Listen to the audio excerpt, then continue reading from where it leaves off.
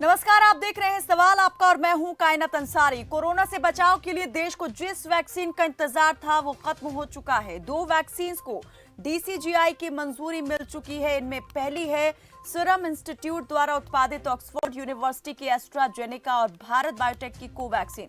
Serum institute of India की Covishield vaccine के बाद भारत बायोटेक की कोवैक्सीन ऐसी स्वदेशी वैक्सीन है जिसे डीसीजीआई ने आपात इस्तेमाल की मंजूरी दी है। लेकिन कोवैक्सीन को मिली मंजूरी और इसकी विश्वसनीयता पर सवाल उठने अब शुरू हो गए हैं।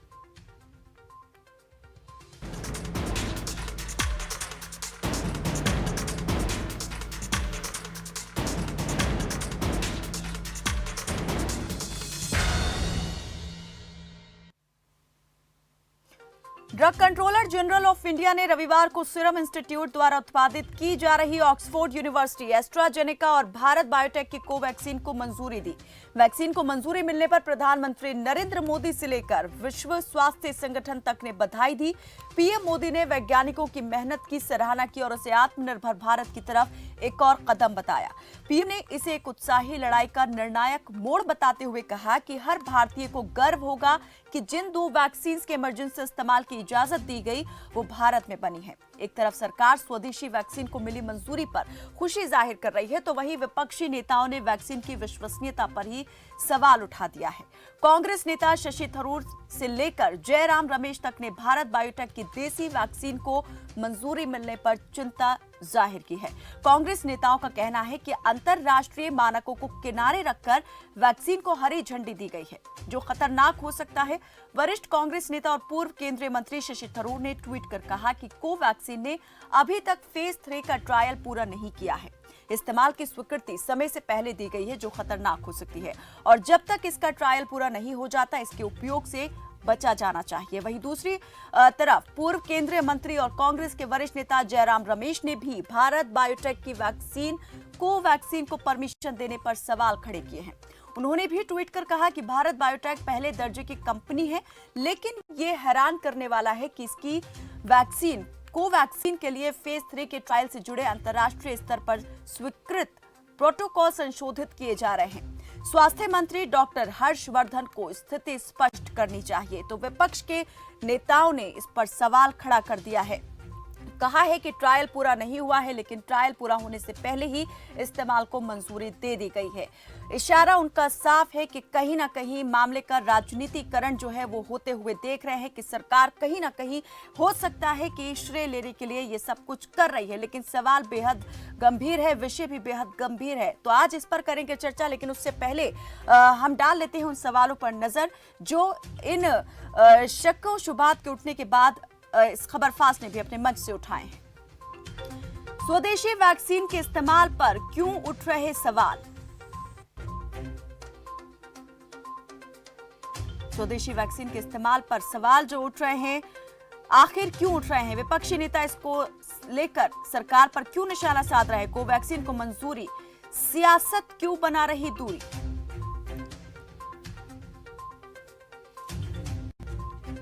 वैक्सीन के इस्तेमाल पर विपक्षी नेता क्यों कर रहे हल्ला? कोवैक्सीन पर सरकार को गर्व, विपक्ष क्यों बढ़ाए चिंता? और सबसे अहम सवाल, स्वदेशी वैक्सीन पर आम जनता को कितना विश्वास? भारत बायोटेक की कोवैक्सीन जिसको लेकर उठाए सवाल, उस पर आम जनता को आखिर कितना है विश्वास?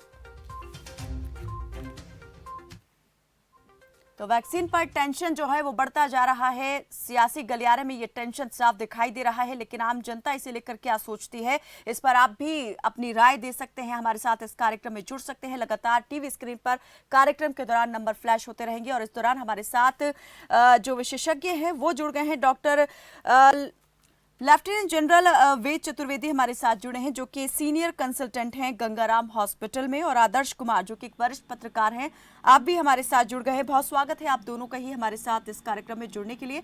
सबसे पहले मैं डॉक्टर वेद चतुर्वेदी से सवाल करना चाहूंगी। डॉक्टर, ये जो मंजूरी मिली है यहाँ पर, जो वैक्सीन को मंजूरी दी गई है डीसीजीआई की ओर से, इसको आप कैसे देख रहे हैं? और जो सियासी गलियारों से सवाल उठाया गया है उसे आप कितना सही मानते हैं कि ये जो सवाल और ये जो चिंता जताई जा रही है वो ठीक है या नहीं? देखिए, ये चिंता वैज्ञानिकों को होना चाहिए, हम्म। डॉक्टरों को होना चाहिए। हम्म। इसमें कोई भी सियासत करने की जरूरत नहीं है। जी। उसको अच्छी तरह पढ़ा जाए कि जो वैक्सीन का डीजीसीए ने अप्रूवल दिया है वो ऐसा है कि जो पूना इंस्टीट्यूट की वैक्सीन है कोविशील्ड, उसको तो इन्होंने अप्रूव किया है, हम्म। इमरजेंसी अप्रूवल दिया है। एक जी। होता है इमरजेंसी अप्रूवल और एक होता है इमरजेंसी सिचुएशन में अप्रूवल। तो जो दूसरी वैक्सीन है कोवैक्सीन, जो भारत बायोटेक की है, जिसका कि ट्रायल 3 अभी फेज 3 ट्रायल कंप्लीट नहीं हुआ है, बड़ी इफेक्टिव वैक्सीन है, इसमें कोई शक नहीं है। और भारत बायोटेक कोई छोटी कंपनी नहीं है, बहुत दिनों से मैदान में है वैक्सीन के क्षेत्र में, बहुत इनफैक्ट हमारे यहाँ वर्ल्ड की लीडर कंपनी है। हाँ, उनका भी फेज 3 ट्रायल पूरा नहीं हुआ है, इसलिए जब आप अच्छी तरह से यदि उस पेपर को पढ़ेंगे, जी। उनको इमरजेंसी सिचुएशन के लिए अप्रूवल मिला है। इसका मतलब ये हुआ कि गवर्नमेंट ऑफ इंडिया ने जो अप्रूवल दिया है वो पूना इंस्टीट्यूट की जो वैक्सीन है, सीरम इंस्टीट्यूट की जो वैक्सीन है पूना जी। स्थित जी। में, वो जो कोविशील्ड। कोविशील्ड है, उसको अप्रूवल दिया है और इसको इमरजेंसी सिचुएशन के लिए दिया हुआ है। दोनों में ये अंतर है कि पहले हम कोविशील्ड यूज करेंगे, बट समझ लीजिए स्थिति ऐसी भयावह हो जाए जैसे कभी अमेरिका में या स्पेन में हुई थी, तो कभी कभी हमें इस ट्रायल के पीरियड को कट शॉर्ट करना पड़ता बिल्कुल है। सर, इस पर हम ये आगे कोई और बहुत बातचीत बड़ी करेंगे बात नहीं आपसे। है। इस पर एक और आगे सिचुएशन बातचीत है करेंगे। Ideal situation. आइडियल सिचुएशन ये है कि आप सालों ट्राई करते रहिए, पहले 2000, 3000, 10,000। अभी क्या सिचुएशन ये है कि ये जो कोविशील्ड है इसका तो फेज 3 ट्रायल कंप्लीट हो चुका है, सब पेपर वर्क कंप्लीट है और उसको अप्रूवल मिल गया है और वही वैक्सीन यूज की जाएगी। और चलिए सर, यदि मैं इमरजेंसी आपसे इस पर सिचुएशन आगे और अराइज हो बातचीत जाए, करूंगी कि ये जो अभी थर्ड फेज का ट्रायल नहीं हुआ है और आपात स्थिति में इसके इस्तेमाल को मंजूरी दे दी गई है, तो इसमें कितना टाइम लगता है और अगर ऐसी स्थिति आती है, इस्तेमाल होता है, तो इसके क्या परिणाम हो सकते हैं जिनको लेकर चिंता जताई जा रही है। एक दर्शक जुड़े हैं झज्जर से, राज सिंह हमारे साथ, स्वागत है आपका, रखिए अपनी बात। मैडम जी राम राम जी। मैं जो डॉक्टर साहब बैठे हैं चतुर्वेदी जी। मैं घना पढ़े लिखा तो सू को नहीं, बाकी एक बात बुझू हूँ डॉक्टर साहब से, ये पढ़े लिखे हैं। अब मैं 25 दिन बैठ के आया दिल्ली बॉर्डर पे, और वहाँ बूढ़े भी बैठे, जवान भी, बालक भी और मरीज भी सारी तरह के, और इस कोरोना तो एक भी ना मरिया, और किससे का कोरोना ना हो रहा। भाई डॉक्टर साहब इस बात का जवाब दें, यो कोरोना सह के, भूत सह के, कोई बीमारी सह के है। जी, मैं समझ गया आपका। चलिए, बहुत शुक्रिया राज सिंह जी। जी, आपका राज सिंह जी, मैं क्वेश्चन आपका समझ गया हूँ। आपको आपका कहना है कि जहाँ बहुत भीड़ भाड़ भी है वहाँ कितना कोरोना हो रहा है। देखिए, ऐसा है कि इसका डाटा अच्छी तरह मालूम नहीं है, ना तो गवर्नमेंट को ना हम लोगों को, बट ऐसा हो नहीं सकता कि वहाँ छोटी मोटी बीमारियां कोरोना के रूप में, या सही डाटा अवेलेबल नहीं है।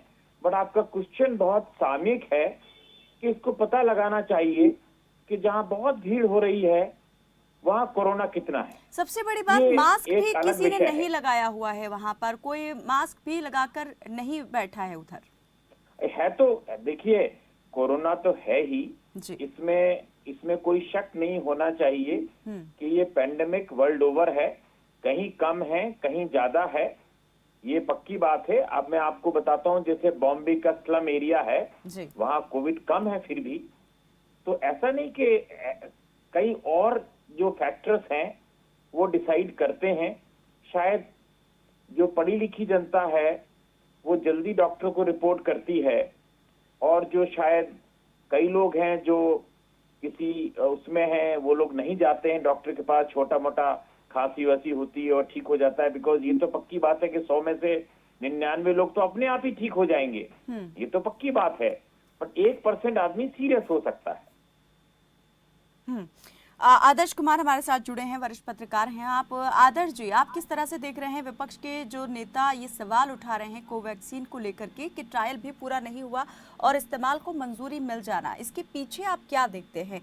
ये वाकई में वो चिंता है जो लोगों के स्वास्थ्य को लेकर है, या फिर इसके पीछे कहीं आप देख रहे हैं कि सियासी रंग देने की कोशिश है? बहुत बहुत धन्यवाद कायनात, आपने बहुत अच्छा सवाल पूछा कि इसके पीछे जो राजनीति है वो किस तरीके से है। क्या वाकई कोई कंसर्न है या फिर अपनी पार्टी के वोट बैंक को लेकर के ये चीजें कही जा रही है। देखिए, 2-3 प्रमुख नेताओं के बयान सामने आए हैं। उनमें यूपी के पूर्व सीएम अखिलेश यादव जी का बयान आया है कि उन्होंने इसे बीजेपी का टीका करार दिया है। जी। मुझे ऐसा लगता है अखिलेश जी शालीन व्यक्ति हैं और उस वक्त जब वो बोल रहे होंगे तो शायद उन्हें अंदाजा नहीं होगा कि वो क्या कह रहे हैं। तो कई बार विरोध केवल विरोध की वजह से जो है कई बार हम ऐसी चीजें कह जाते हैं जो कि कई मायने में ठीक नहीं होती है।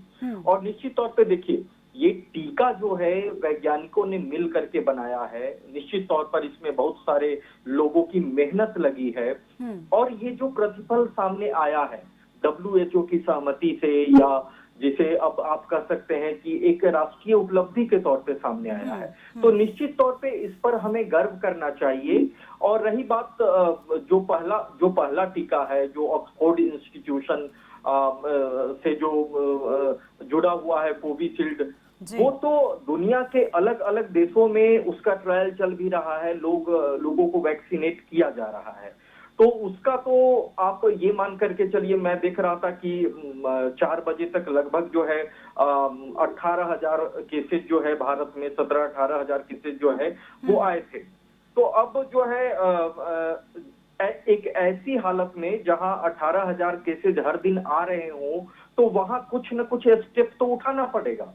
और तो एक वैक्सीन तो ऑलरेडी दुनिया के अलग अलग देशों में उसका जो है वैक्सीनेशन किया जा रहा है। और जो दूसरे तरह की वैक्सीन है, जो भारत बायोटेक की वैक्सीन है, उसमें भी देखिए, हम लोग डॉक्टर तो है नहीं, लेकिन DCGI के जो बीजी सोमानी ने कहा है कि अगर हमें जरा सा भी इस बात का अगर भान होगा कि इसमें थोड़ी सी भी जो है असुरक्षा वाली बात है जी, तो उन्होंने कहा है कि ये जो वैक्सीन है 10% सेफ है। और दूसरी बात ये है कि कोविशील्ड के मामले में कहा जा सकता है, उन्होंने ही बताया है कि 70.42% जो है वो इफेक्टिव है। तो इस लिहाज से हमें केवल इस बात का, और थरूर साहब का जहां तक मानना है, थरूर साहब ने जो ट्वीट किया है कि 2 ट्रायल पूरे हो चुके हैं और तीसरा ट्रायल आना बाकी है। तो इस बीच में देखिए, 2 ट्रायल जो हुए उसमें करीब 800 लोगों पे उसका परीक्षण किया गया और 800 लोगों पे जो परीक्षण किया गया तो उसमें ये देखा गया कि इम्यून सिस्टम में जो है उसमें वृद्धि हुई है और उसका कोई जो साइड इफेक्ट उस तरीके से सामने नहीं आया है। और जहां तक थोड़े बहुत एलर्जी की बात होती है, माइल्ड फीवर की बात होती है, वो तो नॉर्मल वैक्सीन में भी वो मौजूद होता है। तो कहने का मतलब सिर्फ ये है कि इसमें तकनीकी चीजों के मामले में तो डॉक्टर बताएंगे, लेकिन इसे लेकर के राजनीति करना, मैं समझता हूं कि ये किसी भी दृष्टि तो आप मानते हैं कि कहीं ना कहीं इस पर राजनीति जो है वो हो रही है, इसको लेकर जो सवाल उठा दिया गया है, लेकिन विपक्ष का काम ये भी है कि वो चीज़ों को देखे भी और उनको अगर कहीं लगता है कि कुछ गलत है तो उसको लेकर सवाल भी उठाए। तो क्या वाकई में यहाँ पर आपको लग रहा है ये कंसर्न नहीं है, सिर्फ और सिर्फ यहाँ पर अपनी पार्टी को लेकर या अपनी राजनीति को लेकर चिंतित है राजनेता? चलिए आगे इस पर बात करेंगे। कुछ और दर्शक जुड़े हैं, राजकुमार हमारे साथ जुड़े हैं कुरुक्षेत्र से और करीम खान मध्य प्रदेश से। राजकुमार, स्वागत है आपका, रखें अपनी बात। हाँ, नमस्कार मैडम जी। जी, ये जो अभी मैं बात सुन रहा था डॉक्टर साहब की, और फिर हेलो मैम। जी, हम सुन पा रहे हैं आपको राजकुमार। मैम जी, जो ये कोरोना महामारी का नाम दिया गया है, मुझे नहीं लगता कि कोरोना ऐसी महामारी है जिससे हम कहते हैं कि महामारी का मतलब होता है इसका कोई इलाज नहीं होता। और इसके 98-99 लोग हमारे ठीक होकर आ रहे हैं।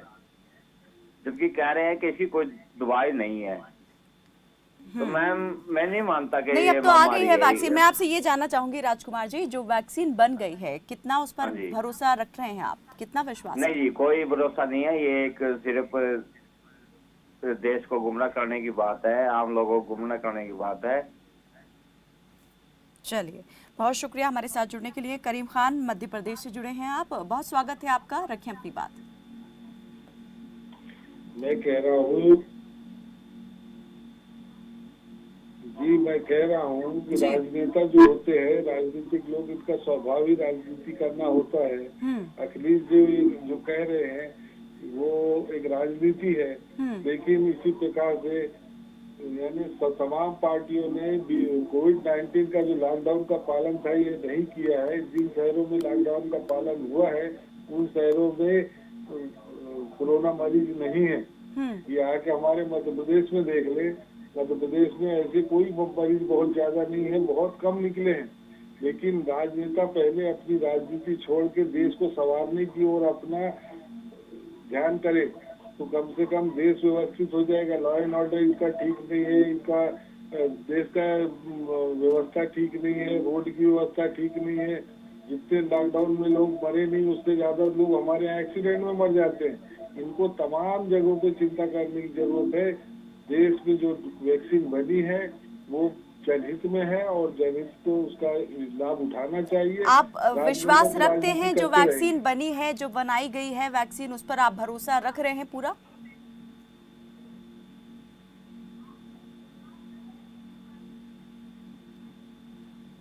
चलिए, लगता है हमारा संपर्क टूट गया है। कायनात जी, मैं ये जी। बोलना चाहता था कि देखिए, मीडिया का भी एक बहुत बड़ा कर्तव्य है ये कि जो छोटे छोटे, जैसे आदर्श कुमार जब भी बोल रहे थे अभी, बहुत जी। ठीक बात बोला था उन्होंने कि कभी कभी क्या होता है कि एक किसी ने मजाक के रूप में कुछ बोल दिया कि बीसीजी वैक्सीन ये बीजेपी की वैक्सीन है। आई थिंक उसको सीरियसली ना लिया जाए, ना उसको कोई बहुत बड़ा उसको एक न्यूज आइटम की तौर से पेश किया जाए। हाँ, जो शशि थरूर जी ने बोला है वो बिल्कुल सच है कि इसके जो फेज 3 ट्रायल के जो रिजल्ट हैं वो अभी आना बाकी है। तो आप देखिए ना, जो उसकी जो मंजूरी दी गई है ड्रग कंट्रोल अथॉरिटी ने, वो दिया ही हुआ है कि इमरजेंसी सिचुएशन में है। इसका मतलब ये हुआ कि पहले कोविशील्ड यूज किया जाएगा। देखिए, हमारा लक्ष्य क्या है, जुलाई अगस्त तक हमको 30 करोड़ जब शशि थरूर की अगर हम ट्वीट को देखें सर, तो वहां पर वो पहले कोविशील्ड का भी जिक्र नहीं करते हैं, वो सीधे एस्ट्राजेनेका के इस्तेमाल को लेकर बात करते हैं कि पहले अगर ट्रायल या टीकाकरण होता है तो पहले हमें एस्ट्राजेनेका की तरफ बढ़ना चाहिए। हाँ, तो यही है एक्चुअली, वस्तु स्थिति यही है कि जो ऑक्सफोर्ड वैक्सीन है, जिसको ऑक्सफोर्ड और एस्ट्राजेनेका और सीरम इंस्टीट्यूट ने बनाया है, जिसको आप कोविशील्ड बोलते हैं, पहले वही यूज होगा। पहले जो 6-7 दिन में, क्योंकि उनके पास 70 मिलियन डोजेस हैं, उनके पास पूरा डॉक्यूमेंटेशन कंप्लीट है, दोनों अप्रूव जरूर हैं, बट वो दूसरी तरह से अप्रूवल है उसका, वो इमरजेंसी सिचुएशन के लिए है, ये इमरजेंसी अप्रूवल है। इसका मतलब ये है कि पूछा जाए तो वो एक बैकअप वैक्सीन है। यदि बाई द वे ऐसा कुछ होने लगे कि हमको, तो जब तक साइमल्टेनियसली उसके फेज 3 के ट्रायल के नतीजे भी आ जाएंगे, और जैसा पाया गया है कि फेज 1 और फेज 2 ट्रायल में वो वैक्सीन भी बहुत ज्यादा इफेक्टिव है और भारत बायोटेक बहुत बड़े लीडर्स हैं। हाँ, ये जरूर है कि जब तक फेज 3 ट्रायल नहीं हो जाता, उनको इमरजेंसी सिचुएशन के लिए ही दिया गया है, अदरवाइज अभी यूज नहीं होगा वो। जी। एक और दर्शक हमारे साथ जुड़े हैं, अमित हरियाणा से हमारे साथ जुड़े हैं। अमित, हरियाणा में कहां से आप बात कर रहे हैं और क्या सवाल है? चलिए, लगता है हमारा संपर्क टूट गया है। सर, जैसा आपने भी कहा कि अभी जो है 3rd फेज का ट्रायल इसमें बिल्कुल नहीं हुआ है, ठीक है ये बात कि अभी ट्रायल पूरा नहीं किया है इसने, कोवैक्सीन ने, लेकिन आपात स्थिति में इसके इस्तेमाल को मंजूरी दी गई है। तो वो आपात स्थिति जो है, क्या आपको लगता है कि इस तरह की यहाँ बनेगी या कहीं बाहरी देशों में जो है भारत ये वैक्सीन आपात स्थिति के इस्तेमाल के लिए भेजेगा? और जो थर्ड फेज का ट्रायल है वो कितने वक्त में पूरा होगा, ताकि ये पूरा सुनिश्चित कर लिया जाए कि ये इसका जो इस्तेमाल है वो पूरी तरीके से सेफ है? देखिए, वो वैक्सीन का जो ट्रायल है बहुत अच्छी तरह से जारी है। 800 लोगों में यूज हो चुका है, बहुत सेफ है। उसमें कई डॉक्टर्स भी है जिन्होंने लिया हुआ है। तो ये मैं आपको एश्योर कर सकता हूँ कि जहां तक सेफ्टी की बात है वो बहुत सेफ वैक्सीन है। जितनी ये दोनों वैक्सीन हैं और जो और दो इंटरनेशनल वैक्सीन हैं जो कि मॉडर्ना और जो फाइजर वैक्सीन, चारों वैक्सीन में सेफ्टी का इश्यू इतना नहीं है। ये मैं आपको बताता हूँ, वेरी सेफ है। जितने ये वैक्सीन हैं, वायरल वैक्सीन हैं, इनमें एक ही चीज होती है कि जब वैक्सीन दिया जाता है तो हो सकता है कि छोटा मोटा आपको कोई शारीरिक दर्द या बुखार होता है, बल्कि यदि आपको बुखार या फिर थोड़ा शरीर में दर्द होता है तो उससे ये प्रूव होता है कि वैक्सीन काम कर रही है। कोई सीरियस साइड इफेक्ट इसके नहीं है।